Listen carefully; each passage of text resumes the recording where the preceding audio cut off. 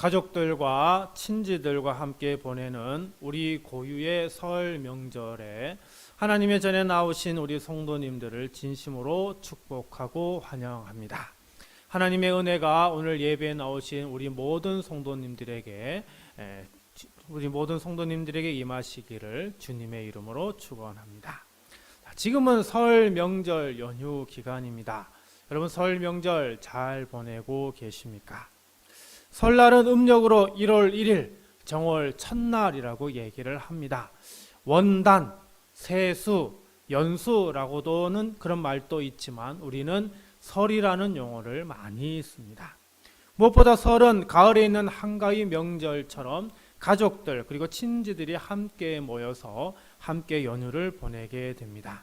이번 설에 여러분 가족들 다 모이셨습니까? 다 모인 가족도 있고 그렇지 못한 가족도 있으리라 생각합니다.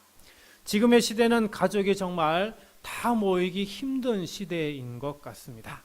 부모나 자녀들이 해외에 거주하는 분도 있고 또 이 설 연휴 기간인데도 불구하고 직장에 출근해야 하는 그런 분들도 있습니다. 그래서 요즘 설은 고향집에 모이는 게 아니라 저 멀리 타국에 있는 아들, 딸, 가정에 가서 설 연휴를 보내는 그런 분들도 있고 자녀가 해외에 있든 없든 간에 설 연휴에 아예 해외여행을 가는 그런 가족들도 있는 것 같습니다. 어쨌든 설을 보내는 방법들이 이제는 정말 다양해진 것 같습니다. 아직까지 우리 설 명절에 안타까운 것은 술 문화인 것 같습니다. 어제 저녁에도 이제 밖에 나와서 이제 교회를 오는 그 길 가운데 여러 남자분들이 얼굴이 벌개져서 술에 취해서 걸음마도 마치 아기 걸음보다 더 형편없이 걷는 그런 모습도 보게 되는데요. 이런 술 문화가 과연 언제쯤이면 좀 바뀌게 될까 그런 생각도 해보았습니다. 설 명절에 가족이 다 같이 모이는 이유는 조상에게 차례를 지내고 어른들에게 세배를 하고 그리고 서로 덕담을 나누기 위함입니다. 하지만 우리 그리스도인들은 차례를 지내지 않습니다. 그래서 대신에 온 가족이 모여 예배를 드리는데요. 이번 설 명절 연휴 사이에는 이렇게 주일이 끼어 있어서 제가 이번에는 설 명절 예배 순서지를 만들지는 않았습니다. 온 가족이 주일에 함께 와서 예배 드리고자 만들지 않았습니다. 바로 오늘 거룩한 주일에 설 연휴가 겹쳐 있지만 오늘 하나님의 전에 나오신 여러분들에게 하나님의 크신 축복이 함께 할 줄 믿습니다. 우리는 설 명절을 보내면서 과연 설을 어떻게 보내야 할까? 여러분 고민해 보신 적이 있습니까? 그리스도인으로서 설 연휴를 어떻게 보내야 정말 잘 보내는 것일까? 연휴 때만 되면 고민을 해 봅니다만 아직까지 명쾌한 답을 찾지는 못하였습니다. 그래도 오늘 본문 말씀을 보니까 명절에 정말 우리 그리스도인으로서 해야 할 것이 무엇인가를 생각해 보는 그런 말씀 구절이 아닌가 저는 생각을 합니다. 오늘 말씀은 초창기 교회가 시작이 된 배경을 말씀해 주고 있습니다. 원시교회, 초대교회, 최초의 교회, 초창기 교회 이렇게 표현을 하고 있는데요. 이 초창기 교회에 베드로가 설교를 하였을 때 무려 3,000명이나 등록하는 그런 은혜가 있었다라고 합니다. 우리 교회도 이런 부흥이 있길 기도드립니다. 초창기 교회가 이렇게 사람이 함께 모여서 한 것이 과연 무엇일까? 이것이 오늘 우리 가정이 본받아야 하는 것이 아닌가 생각하면서 세 가지로 보려고 합니다. 오늘 말씀에 은혜가 있고 아멘이 있고 또 주의 복이 가득한 시간이 되길 간절히 바랍니다. 첫 번째로 설 명절에 온 가족이 구원받도록 힘써야 합니다. 가족이 구원받기 위해서는 복음이신 예수님을 전해야 합니다. 내가 예수님이 하나님의 아들이심을 믿는다면, 예수 그리스도를 구조로 고백한다면, 예수님을 통해 영원한 생명을 받았다는 것을 믿고 확신한다면 우리는 이 믿음을 굳건히 붙들어야 합니다. 근데 이 믿음을 나만 가지면 될까요? 우리는 이 믿음을 우리만 가져도 되는 것일까요? 그렇지 않습니다. 우리는 이 믿음을 우리만 가져서는 아니 됩니다. 무엇보다 우리 가족 모두가 예수 그리스도를 믿을 수 있도록 우리는 그들에게 복음을 전해야 하는 것이죠. 나는 예수님 믿고 구원받아 하나님 나라에 가는데 남편과 아내는 예수님을 믿지 않아 하나님 나라에 가지도 못하는데 전혀 신경 쓰지 않는다면 이게 말이 되는 것일까요? 나는 구원받아 천국 가는데 부모님은 예수 안 믿어 지옥에 가도 상관없다면 그 믿음이 과연 바른 믿음이라 할 수 있겠습니까?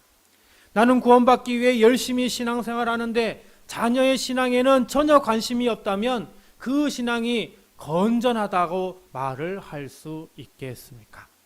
우리가 예수 그리스도 복음에 확신이 있다면 내 신앙으로 만족하는 것이 아니라 우리 가족을 주님께로 인도해야 하는 것입니다. 우리가 우리 가족을 주님께로 인도할 때 먼저 어떤 일이 일어나야 할까요? 37절입니다. 그들이 이 말을 듣고 마음에 찔려 베드로와 다른 사도들에게 물어 이르되 형제들아 우리가 어찌할꼬 하거늘. 예수 그리스도에 대하여 말씀을 들을 때 복음을 듣게 되었을 때 그들의 마음에 뭐가 일어나야 될까요? 마음에 찔림이 일어나야 합니다. 죄로 죽을 수밖에 없는 우리를 위해 십자가에 돌아가신 예수님의 그 희생을 우리가 들었을 때에 우리 마음에 찔림을 받아야 하는 것입니다. 그리고 이 마음에 찔림을 받으면 그 다음에 반응이 어떻게 해요? 그렇다면 우리는 어찌할꼬? 그러면 우리는 어떻게 해야 합니까? 라는 답을 받아야 하는 것이죠. 그럴 때 우리는 베드로의 고백처럼 분명하게 알려줄 수 있어야 합니다. 38절입니다. 베드로가 이르되 너희가 회개하여 각각 예수 그리스도의 이름으로 세례를 받고 죄사함을 받으라. 그리하면 성령의 선물을 받으리니. 마음에 찔림을 받은 사람이 먼저 해야 되는 게 뭐라고요?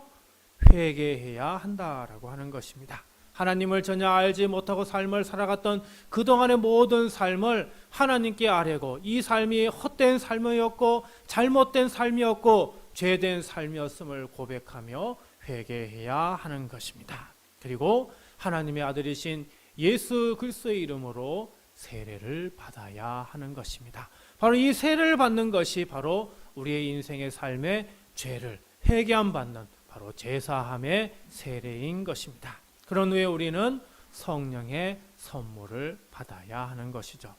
오늘 이 자리에 있는 우리 사랑하는 모든 성도님들은 이미 회개하시고 또 세례를 받아 제사함을 받았고 성령을 선물로 받으신 줄 믿습니다. 이것을 우리만 누리는 것이 아니라 우리 가족 모두가 누려야 하는 것입니다. 39절입니다. 이 약속은 너희와 너희 자녀와 모든 먼데 사람 곧 주 우리 하나님이 얼마든지 부르시는 자들에게 하신 것이라 하고. 자, 이 약속은 그냥 어떤 특정한 사람에게만 주는 것이 아니라 하나님을 찾는 사람이라면 누구에게나 다 주는 것임을 말씀해 주고 있습니다. 그러므로 우리는 우리 가족 구성원 모두가 죄를 회개하고 예수님을 믿고 그리고 세례를 받아 죄 형상을 받고 성령 세례를 받을 수 있도록 우리는 우리의 가족을 주님께로 우리 자녀들에게 우리의 모든 가족들에게 복음을 전할 수 있어야 하는 것입니다. 또 40절입니다. 또 여러 말로 확증하며 권하여 이르되 너희가 이 패역한 세대에서 구원을 받으리라. 자, 가족은 성경 말씀을 중심으로 복음을 증거하여 확증을 시켜야 합니다. 우리가 예수 그리스도를 믿겠다라고 하고 또 성령을 받았다 하더라도 그 신앙이 계속해서 끊임없이 이어지면 좋겠지만 그렇지 않는 경우들이 허다하게 많습니다. 왜 그럴까요? 하나님의 말씀인 성경 말씀 중심으로 복음을 계속 받아야 하기 때문입니다. 그래서 우리는 가정 안에서 하나님 말씀 중심으로 하나님 말씀을 배우고 훈련하며 예수 그리스도 복음을 증거하며 확신 가운데 살아갈 수 있도록 인도해야 하는 것입니다. 그래야만 이 패역한 세대가 멸망으로 가는 그 길 가운데 우리 가족 모두가 구원을 받을 수 있는 것입니다. 사랑하는 성도 여러분, 이번 설 명절에 온 가족이 예수 믿고 그리고 구원받을 수 있다면 하나님의 전에 나와 함께 예배할 수 있다면 얼마나 좋겠습니까? 앞으로의 모든 이 설이 그리고 뭐 한가위든 이런 온 가족이 함께 모인 그때에 정말 온 가족이 예수 그리스도를 믿고 또 하나님의 전에 나와 함께 예배하는 그 은혜가 넘칠 수 있기를 간절히 바랍니다. 두 번째로 설 명절에 온 가족이 서로 교제하며 떡을 떼며 기도하기를 힘써야 합니다. 42절입니다. 그들이 사도의 가르침을 받아 서로 교제하고 떡을 떼며 오로지 기도하기를 힘쓰니라. 초대교회 성도들은 사도의 가르침을 받고 그리고 서로 어떻게 했다고요? 교제했고요. 그리고 떡을 떼었고 기도하기를 힘썼다라고 말씀합니다. 그렇다면 우리 믿음의 가정은 어떻게 해야 하겠습니까? 바로 이 초대교회처럼 이런 세 가지를 우리가 할 수 있어야 하겠습니다. 사도의 가르치면 교회에서 받으면 되겠고, 그리고 우리의 가정은 교제하고 떡을 떼고 기도하기를 힘써야 하겠습니다. 먼저 가정에는 교제가 있어야 합니다. 교제란 서로 사귀어 가까이 지낸다는 것을 의미하기도 하고, 어떤 일을 달성하기 위해서 수단으로서 남과 가까이 지낸다는 그런 의미가 있습니다. 이 두 가지를 다 보게 되면은 가까워지고 그리고 사귐이 있다라고 얘기를 하는데요. 바로 여기에는 서로의 마음을 이해하고 알고 존중하는 이런 소통이라고 하는 것이 담겨져 있다라고 생각할 수 있습니다. 여러분, 가족이라고 해서 서로 다 알고 이해하고 그러면 좋겠지만 항상 그런 것은 아닙니다.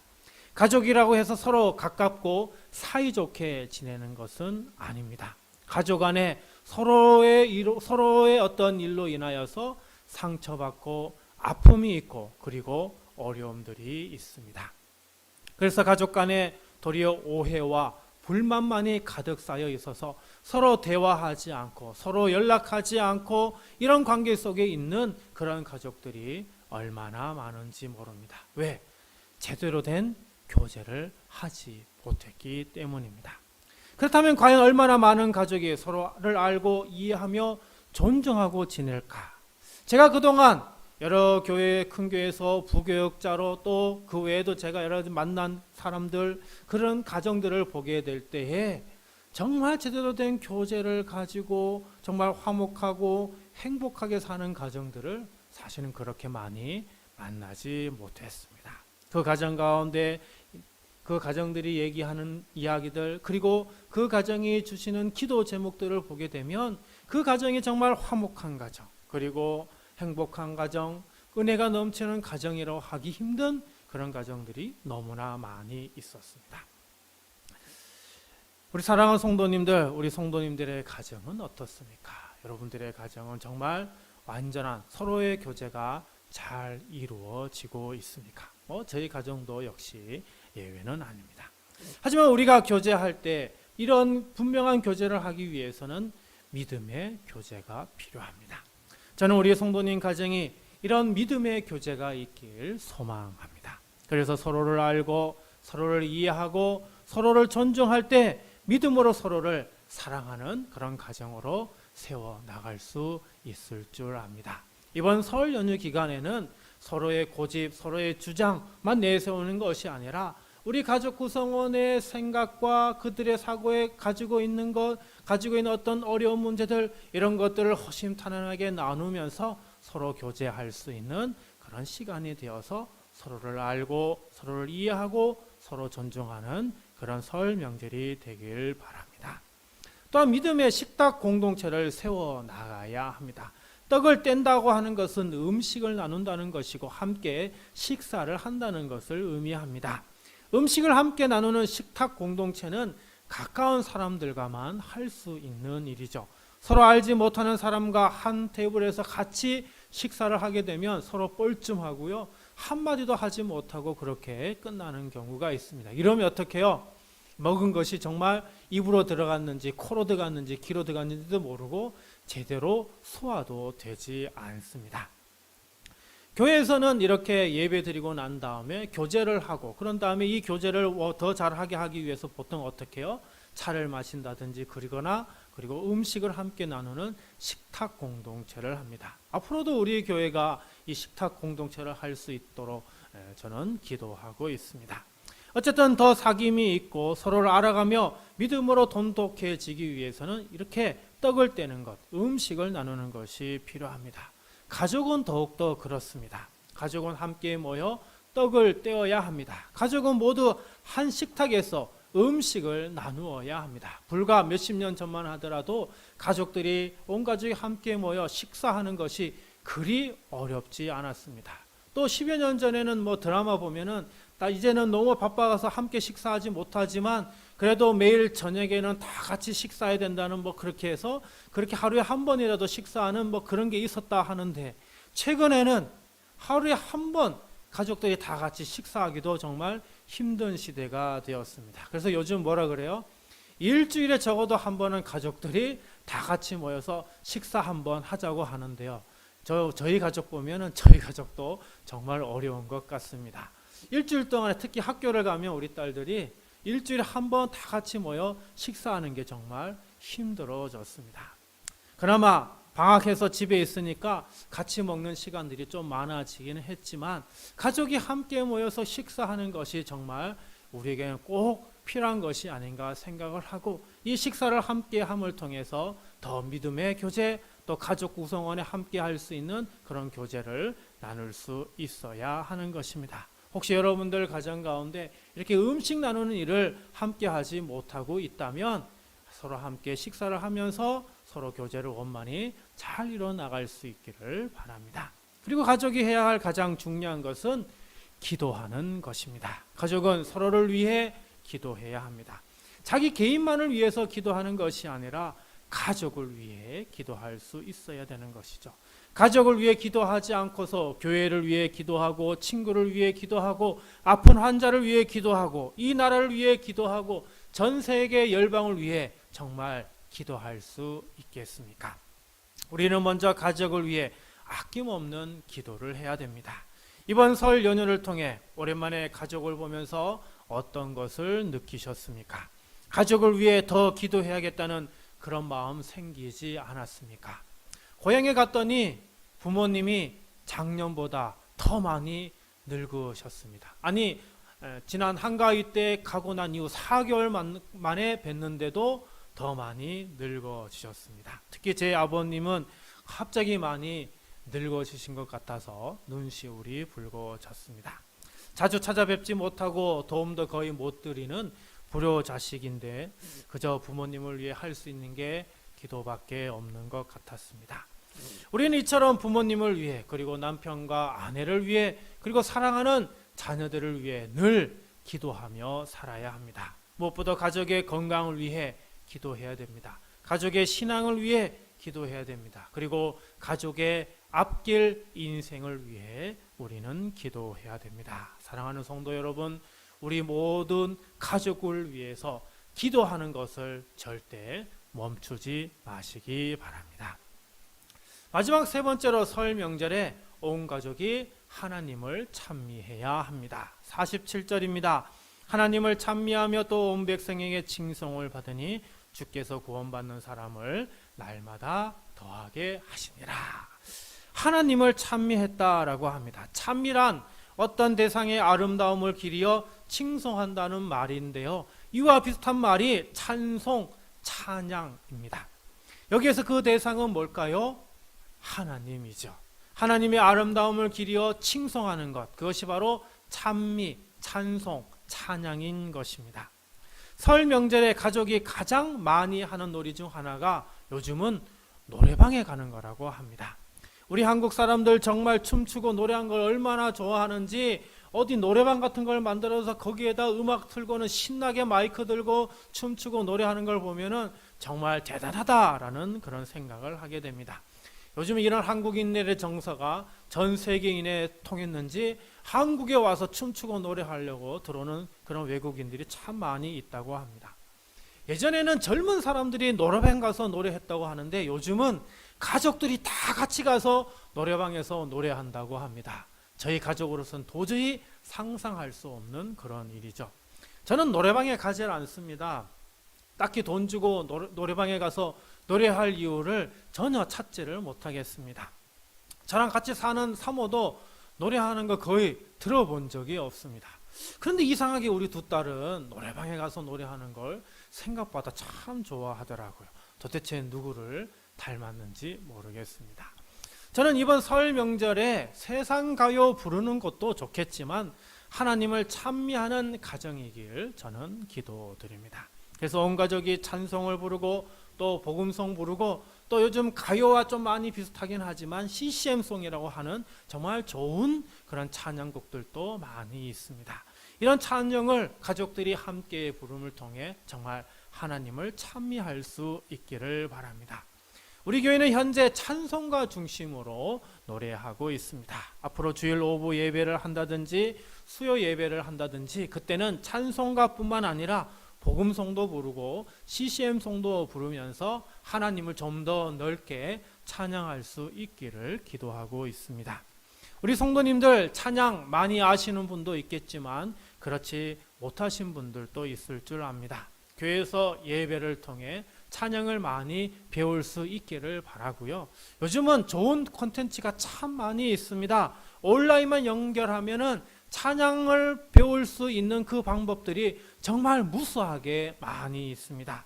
이런 다양한 방법으로 찬송과 복음송을 많이 배우시고 그래서 삶에서 늘 찬양이 끊이지 않기를 바랍니다. 그래서 설 명절 같은 날 온 가족이 함께 모여서 하나님을 찬양하는 놀라운 기적이 일어나길 바랍니다. 무엇보다도 교회에 온 가족이 다 함께 나와서 특성할 수 있는 그런 날도 오기를 바랍니다. 제가 어렸을 때 고향에서 설 명절이나 한가위 되면은 저 멀리 타지에 있던 분들이 고향에 와서 옛날 고향교회에 와가지고 가족들 모두가 함께 나와서 특성하는 경우들을 참 많이 봤습니다.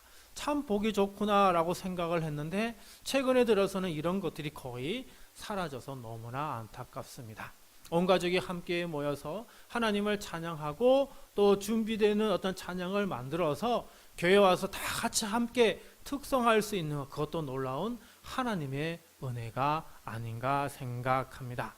저는 우리 교회도 이런 찬미가 가득하길 기도하고 있습니다. 부모님과 자녀들, 손자녀들이 함께 나와 하나님을 찬양하는 그 멋진 날을 여러분 꿈꿔보시고 그리고 만들어 가시고 그리고 이루어 가실 수 있길 바랍니다. 그래서 우리 성도님들 설 명절 정말 하나님을 찬미하는 놀라운 은혜가 있길 바랍니다.